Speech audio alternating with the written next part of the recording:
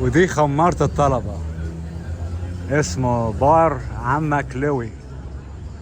بار لوي ده يعني حاجة رهيبة يعني. اوكي، الناس قاعدة جوه، انا كنت جوه على فكرة لان عايز اعمل حمام، بالتالي وقفت هنا. الحمام بتاعهم حلو الصراحة. اوكي، وادي يا سيدي الناس قاعدة، كل اللي بيتفرج على التلفزيونات والنسوان قاعدة. لو انت تلاحظ ان البنات اكتر من الرجالة في الشرب، دي معروفة في امريكا ان البنت بتشرب اكتر من الرجالة بأمانة يعني. بس حاجة نظيفة يعني، المكان حتى نظيف. شايفين المكان شكله ايه؟ بار عمك لوي المنكر. المنكر يا ولد. الميزة في الخمارات في امريكا غير اللي بشوفه في مصر. يعني الواحد دخل خمارات في مصر طبعا لما كنت صغير، الواحد كان صايع يعني.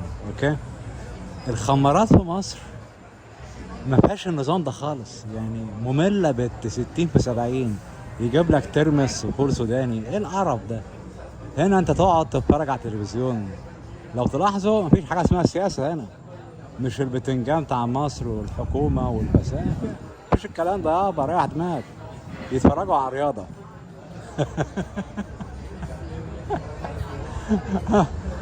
شايفين اللعبة اللي بيلعبوها دي؟ الكلب بيلعبها، الفريسبي، ترمي طبق والكلب يجيبه.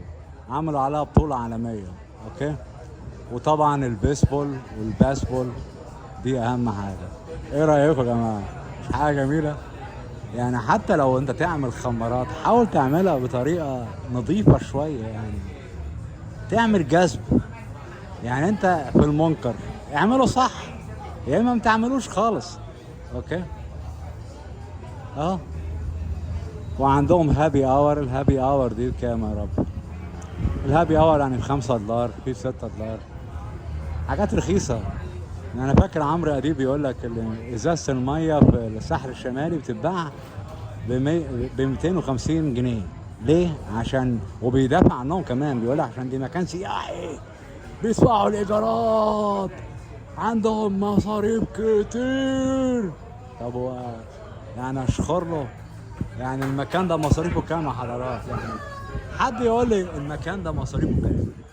يعني واحد مثلا يخمن المكان ده مصاريفه كام في الشهر. انا هقول لكم المصاريف تخوف. هنا المكان بالمساحة دي واخد رخصة خمرة، طبعا بياخد رخصة في الموضوع ده، تمام؟ لا يقل ايجاره في الشهر عن 60-70 الف دولار. ده غير اجور العمالة والكلام ده كله. 60-70 الف دولار، والاسعار في منتهى الرخص. ايه رأيكم؟ مش كده ولا ايه؟ امشي بقى والسلام عليكم.